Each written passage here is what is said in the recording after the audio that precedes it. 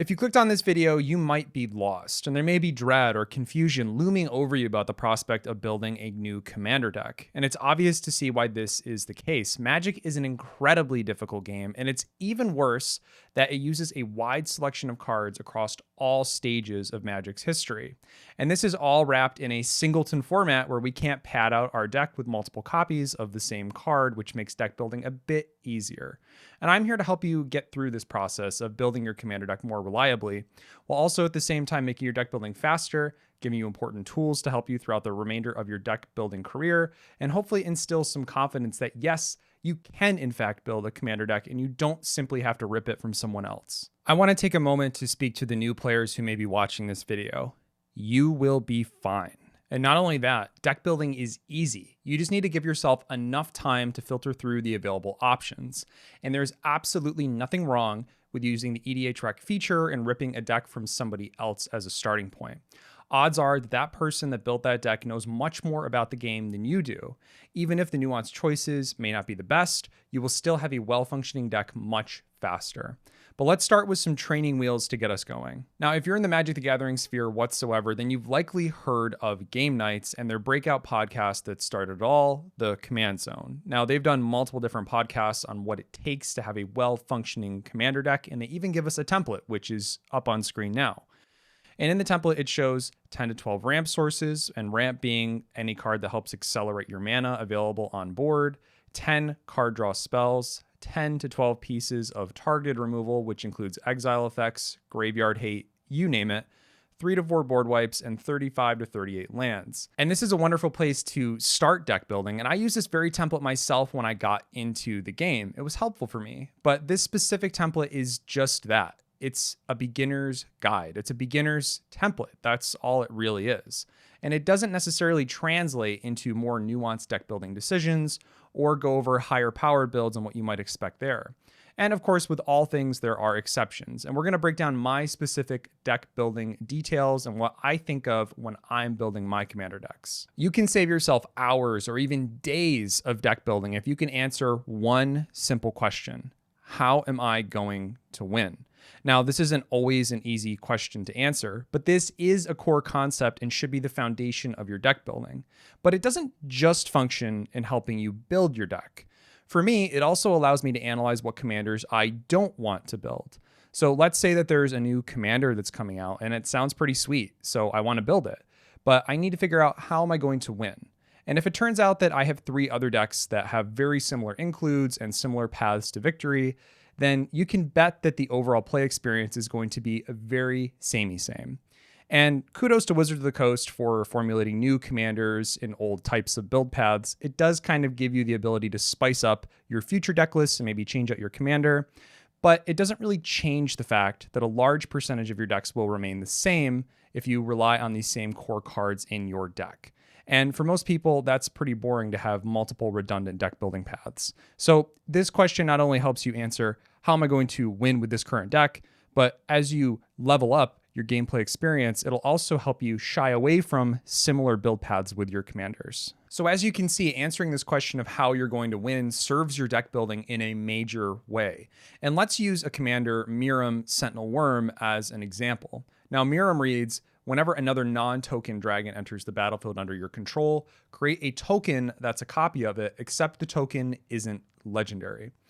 Pretty straightforward in this case. We want to get our commander out as soon as possible and then just play some big stinking dragons. But you're a smart cookie and you understand that the buck doesn't just stop there. Some questions you might ask yourself are, what happens if my dragons get removed?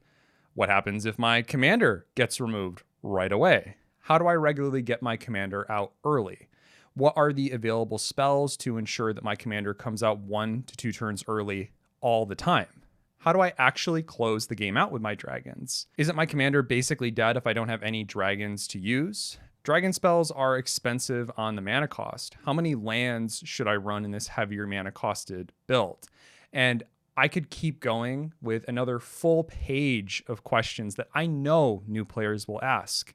And we're going to get into some of those right now. But just a quick honorable mention, though, before we dive into specific details, when you're looking to establish your win conditions with your commander, another great place to look is under the Combos tab in EDH Rec, as seen on screen. This tab not only shows you the various combos available, but also gives you a breakdown of how they work.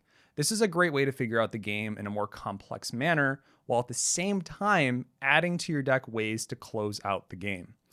On to the rest of the video. Let's start with ramp, and the obvious top dog here is green, allowing you to use various different spells to flood your board with lands, giving you literal turns of advantage over your opponents. But mana rocks like Sol Ring, Arcane Signet, and the like put in just as much work in the decks not fortunate enough to have access to green. Now, something that I've not seen discussed enough in these types of videos is the type of ramp that gets included in your deck. And you'll get big performance boosts in your deck if you do just a few certain things. Commander is a game mode that's largely dictated by, well, your commander, and you have access to this card at all times. And it's often advantageous for us to play this commander ahead of our curve, meaning that we're playing it multiple turns early.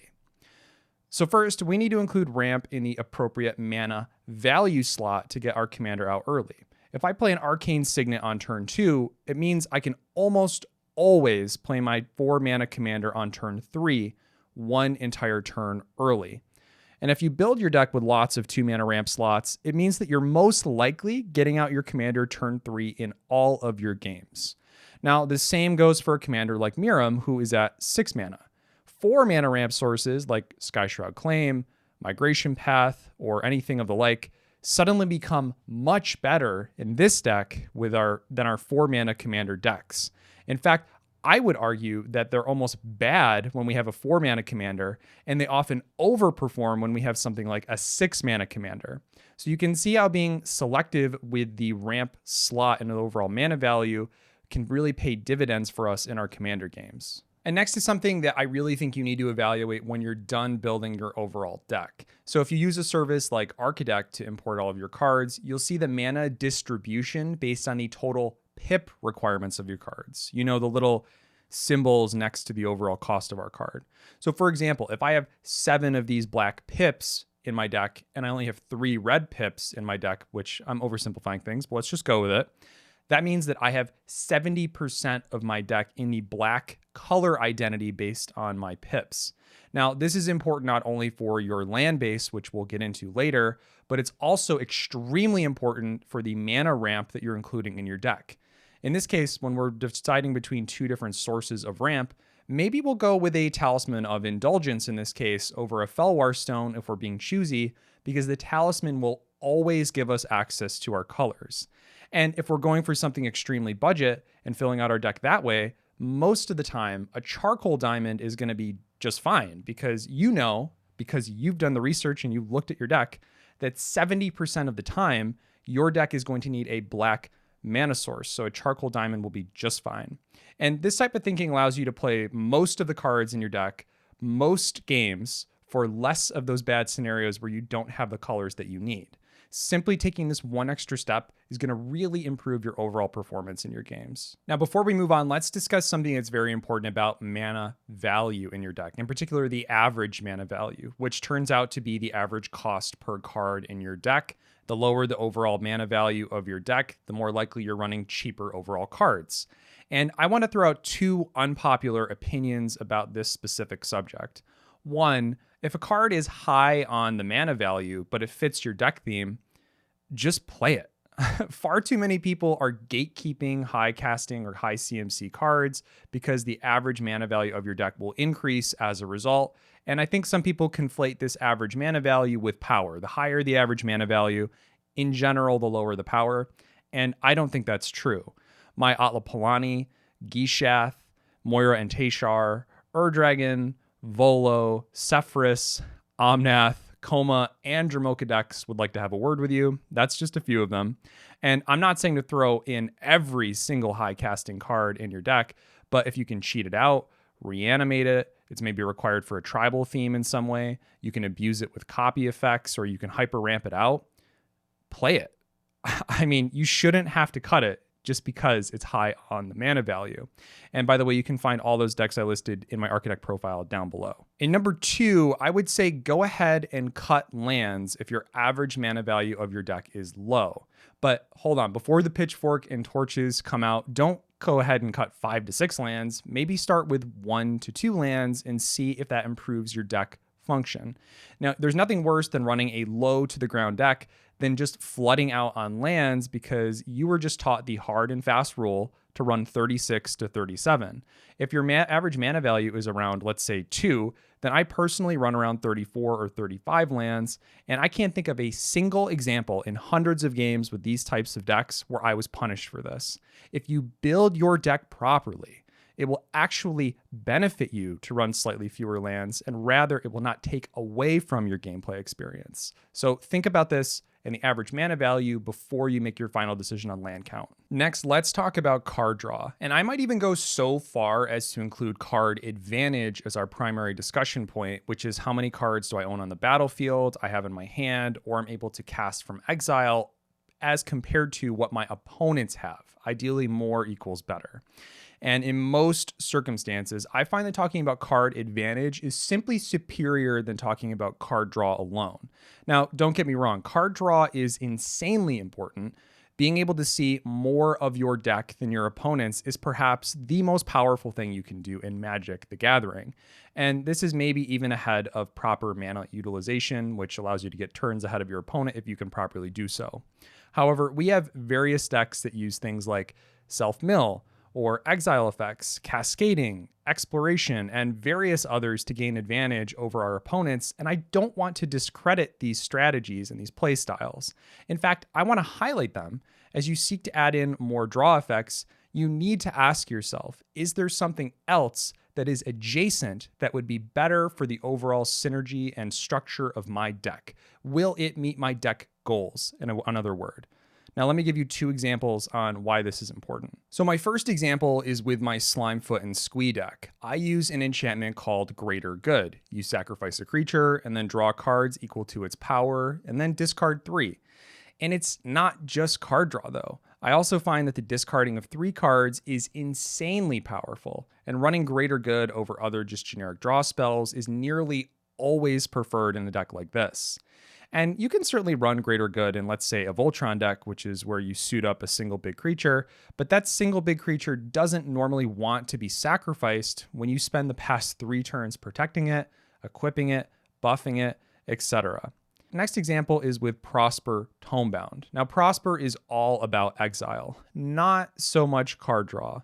You see, in this deck, I would much rather run something like Ren's Resolve, which is exile 2 cards than actually drawing them. And that's because this has much more synergy with my commander than simply having a Black Knight's Whisper, which only draws us a couple cards. But then the argument becomes, well, if I use these effects in isolation, without creatures on the battlefield or without my commander out, they do much less than a simple card draw, which reliably gets us that advantage. And to that I say, you likely aren't considering the synergy with your commander. Your commander is the given card residing in your command zone. Use it. And if I can have card draw stapled onto a sack outlet for my graveyard deck, like in the instance of Slimefoot and Squee, or exile effects, which net me the same number of cards as regular card draw, whilst at the same time giving me treasure with Prosper, I will always take them because the upside is so massive compared to the just fine status of something like a Harmonize. Next, let's talk about removal. Now, removal is an interesting thing, especially when viewed in the lens of the Game Night's recommended numbers of 10 to 12 target removal spells and also 3 to 4 board wipes. Josh, Jimmy, and the Game Night's crew have gone on record numerous times stating that they are actually running fewer overall board wipes in their current builds. And in my experience, this is a deck-dependent decision. I would argue that we are likely running too many board wipes, or an even better way to probably say this is we're running too many board wipes which don't help us end the game. That's the important part here. They don't synergize with our deck. And sure, you could run 4 to 5 board wipes in your Edgar Markov deck, but aren't you the one that's actually flooding the board with those little vampires? Wouldn't you rather run protection for your creatures in place of a board wipe? Think about it. And akin to the Edgar Markov example, let's bring up another interesting commander, Lathril. Why not be selective about the board wipe that we do include? A single Kindred dominance can oftentimes clear the way for you to win, which immediately relieves the problem of you board wiping and then giving everyone else at the table a chance to rebuild before you do. I have seen so many games lost this way in person, all while just extending the game length to a completely intolerable level. Or maybe in the case of my Noyan deck, I want to ensure that the board wipe I use specifies non-land cards. That way I can effectively clear my pathway to victory. That's why I run Coastal Breach, which says return all non-land permanents to their owner's hand. It's such a blowout, it hitting enchantments, artifacts, creatures, and leaving me the only one standing with my land creatures, hopefully allowing me to close out the game. And again, you're probably running too many, or perhaps just not the right type of board wipe. Cutting back to 1 to 2 has made my game so much more enjoyable without any substantial loss in power. In fact, I think it's overall made my decks a bit more powerful, I would argue. Now I feel like we can talk about single targeted removal. Now, I'm a big proponent of single targeted removal as long as we incorporate counter spells into this discussion. But at the core of it, just as we were talking with board wipes, I think that we run a little bit too much single targeted removal in our decks. I ran an experiment about 1 year ago, and I wish I had recorded these games, but at the time I wasn't having content production on my mind. I was just playing the game. And I cut back to very simple levels of single targeted removal to a maximum of 3 to 4 slots in my deck. And that was in favor of running more synergy pieces or enablers in my commander decks. You know, I'm adding more fuel to the fire or grease to the gears, so to speak. And my God, was my gameplay experience so much better. In your average mid-power pod, I want to clarify mid-power, you will have more fun, you'll piss less people off, and you'll probably also win more games because you are prioritizing, you are actually thinking about how am I going to make this deck more synergistic. And that's not to say cut down on 50+% of single target removal like I did, but if you have 7 to 8 general purpose removal spells, you know, I'm thinking something like an Anguished Unmaking, let's say, you will be far better off in the long run.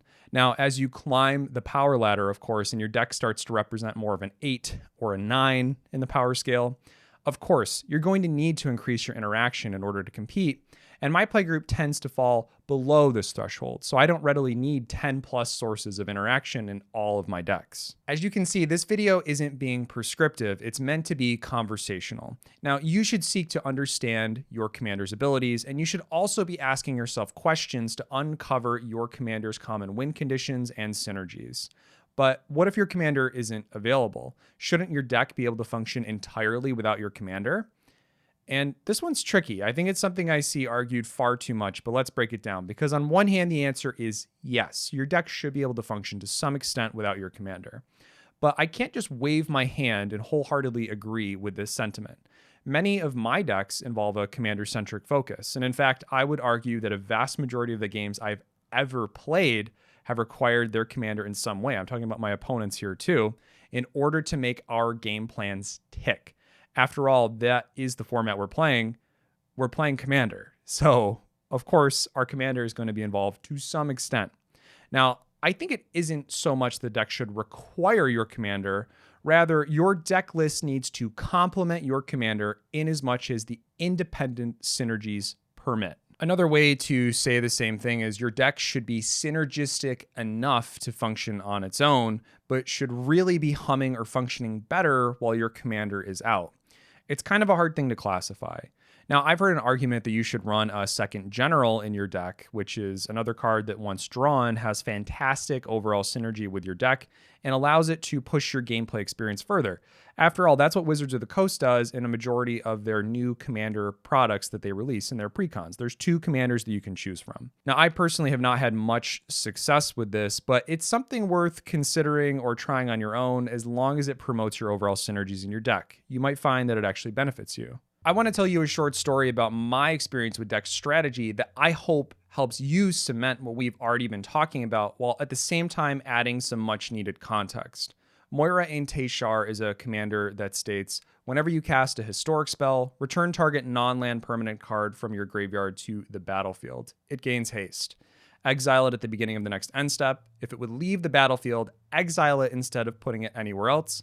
And just as a reminder, artifacts, legendaries, and sagas are historic. These are the things we need to trigger our commander. I went to a message board and confirmed that yes, blinking a creature would actually keep it around, effectively circumventing the downside of Moira and Tayshar's ability altogether. I figured I just broke the commander. So I went ahead and took to deck building, putting in mean creatures, some self-mill and tutors, blink effects, including passive effects that trigger on the end step, cheap artifacts, and legends that would also trigger my commander. And, well, you can sort of see the problem right here. I went in far too many directions all at once with this deck, and I could never get a consistent game. And even worse for me, my fiance, who was extremely interested in this deck, couldn't play it because of just how badly it was outclassed by basically every other deck that I owned. So I toiled with the deck itself until it finally dawned on me. My commander doesn't really have any synergy with blinking. So they have graveyard synergy, of course, but how about I just double down on that? So 10 or 12 cuts later, I arrived on a new list with just a few blink effects, the ones that would give us the more bang for our buck over the course of the game. And lo and behold, the deck functioned. Well, it actually functioned a bit too well. We have since banned it from one-on-ones because it's just brutally good. And even in our 4-player pods, it wins a majority of its games because it can get out an 8-mana creature from the yard for the low cost of a Lotus Petal, which is, it's disgusting. So you may have problems with your decks, and sometimes you just have to cut a little bit of yourself off in order to move forward. I needed to just get over myself and my supposed deck building prowess and make these necessary cuts in the service of the deck itself and to the service of my fiance too, I guess. Next, I want to briefly go over my process to lands. So the command zone, I would say, largely has it right, 35 to 38 lands, but there are certainly some exceptions, some of which we've already discussed, where cutting back on the total number of lands would be desirable. But we may want to actually increase the number of lands in our deck, such as in a landfall strategy, where we maybe want closer to 39, 40, or maybe even a little bit more. But aside from just identifying the total number of your cards based on the strategy that you're running, how do you know which type of land to include? Well, EDH Rec is a wonderful tool to view the most commonly included lands, but when it comes to selection, you need to look again at the mana breakdown, your overall mana distribution in the deck. How many pips of each color do I run? Now, in a 3-color deck, for instance, you can almost always include the tri-lands, and then, of course, the dual lands are your next best bet. And I'm going to leave a link down below to my literal favorite tool for this, which is Mana Gathering, which compiles all of the available dual lands for you in one single place. Now, this is the part where you have to use your head a little bit. Now, if we take a look at my Xyrus the Writhing Storm breakdown, you can see that the color identity within the deck is pretty evenly split. So having an even number of dual lands to represent the different color pairs would be desirable. Of the Gruul, which is the green and red, Izzet, which is red and blue, and Simic, which is the blue and green color identity lands in the deck, I have 2 of each, which produce those colors respectively. But what if your color identity is skewed in the case of my Slimefoot and Squee deck? Clearly, I have much more green and black color in my deck, which means I included double the amount of green and black producing lands as opposed to the other color varieties. And this is something that I actually learned while drafting. And if you're new to the game, I would encourage you to watch some draft guides on counting your mana pips and selecting your mana base to suit your deck in this way. It will definitely level up your game when it comes to being able to play the cards in your deck on time without missing mana requirements. This has already been a long video, so we're going to try to get through this next section quickly, which is tribal archetypes. Now, tribal is when you're running a certain theme, like maybe all elves, dragons, or zombies, aka your deck is really dependent on this certain type of card. But you can also have an instant and sorcery tribal, or maybe simply a non-creature tribal. Any situation where the bulk of your deck is requiring a certain thing to synergize with your commander and also the other payoffs that exist in your deck. Now, the standard recommendation is to include 30 of that thing. Are you playing Lathril? Well, then run 30 elves. Are you running Miram? 30 dragons. Wilhelt? 30 zombies. Niv-Mizzet Perun? 30 instants or sorceries. Ovika? 30 non-creature spells. You get the idea. But this is an oversimplification. You don't want to just run 30 zombies in the case of Wilhelt. You want to run the 30 best zombies, or maybe the 30 that have the most synergy with your commander, let's say. And that may sound obvious upon me, just initially putting it out there, but for those new players, it really isn't. There's not much of a difference between one zombie versus another unless you have a more nuanced experience with the game.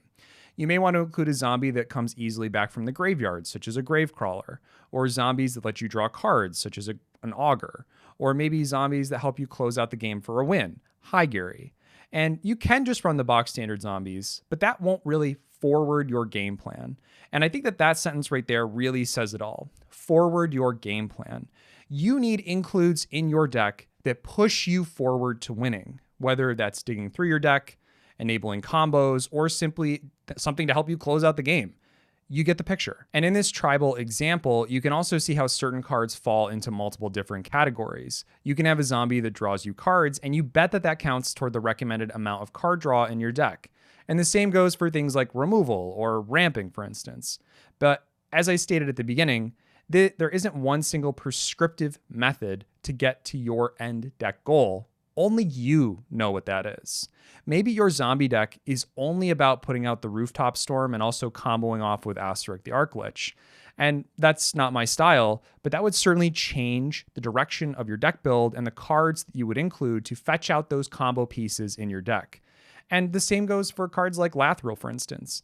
Maybe you don't want to just run the standard overrun effects and things like that in your deck, but focus instead on buffing up your commander individually to get out tons of those little tokens and then abuse her tap ability with untap effects. This also drastically changes the direction of your new elf deck.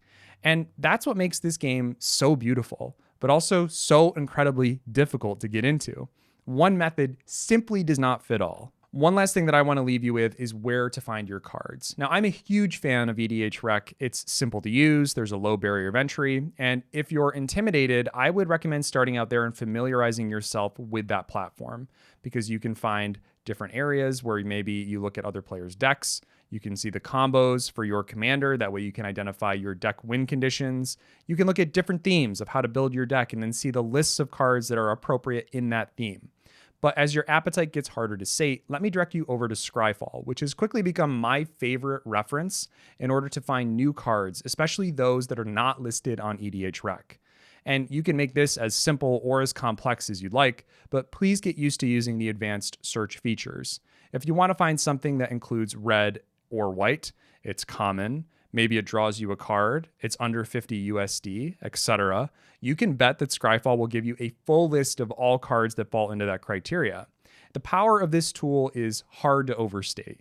Your deck building will explode in creativity, and your wallet will thank you if you're more on a budget as you begin to harness the full power of what this tool offers. And that's it. I hope that this video was helpful to you in some way. What's more, I hope it gives you some guiding principles to use in your future deck building journey.